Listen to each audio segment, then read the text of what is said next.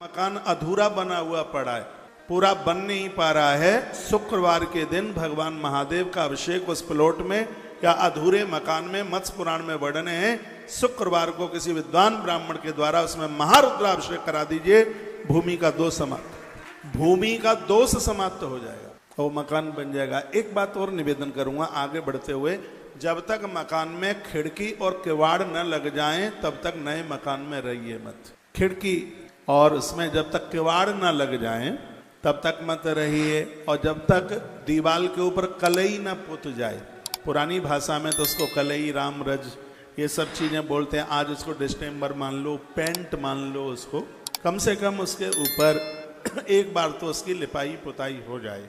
उसके बाद में फिर घर में आप प्रवेश करें। और याद रखना, जब नए मकान का आप गृह प्रवेश करते हैं तो सबसे पहले उस घर में भरा हुआ मटका लेके जाया जाता है अंदर, और सबसे पहले नए मकान में चूल्हे के ऊपर खीर बनाई, पहले खाद्य सामग्री पहुंचाई, खीर बनाई, खाने पीने का सामान, जो भी सामान नए। याद रखना, नए मकान का गृह प्रवेश करते हुए 3 दिन तक मकान को खाली नहीं छोड़ा जाता।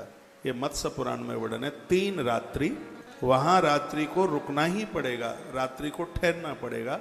उसको आप खाली छोड़ करके रात को ताला डाल करके नहीं जा सकते। भले आप किसी और को रख दीजिए, देव के ऊपर चढ़ाते हैं तो अपने मुख से इस चौपाई को गुनगुनाते रहिए। आंसू तो तुम अब डर दानी, आंसू तो तुम अब डर दानी, आरत हरनु दीन जनानी।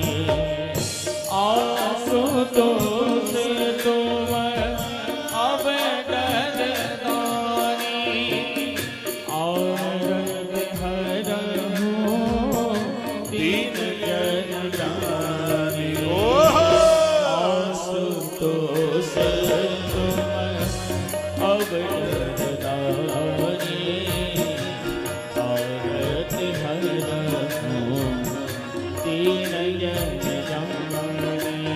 एक बात मैं और आपको बोलूंगा, जो मैंने आपको 2 दीपक की बात करी है जलाने की, ये सिर्फ आपको बोलने के लिए ही नहीं, मैंने भी आश्रम में फोन किया है कि रात्रि को गोपेश्वर मंदिर जाना, एक दिया जला के वहां रख देना गोपेश्वर नाथ भगवान के सामने, और उस दिए से एक दिया जलाकर आश्रम के प्रमुख गेट के दाएं हाथ पर जला हुआ दिया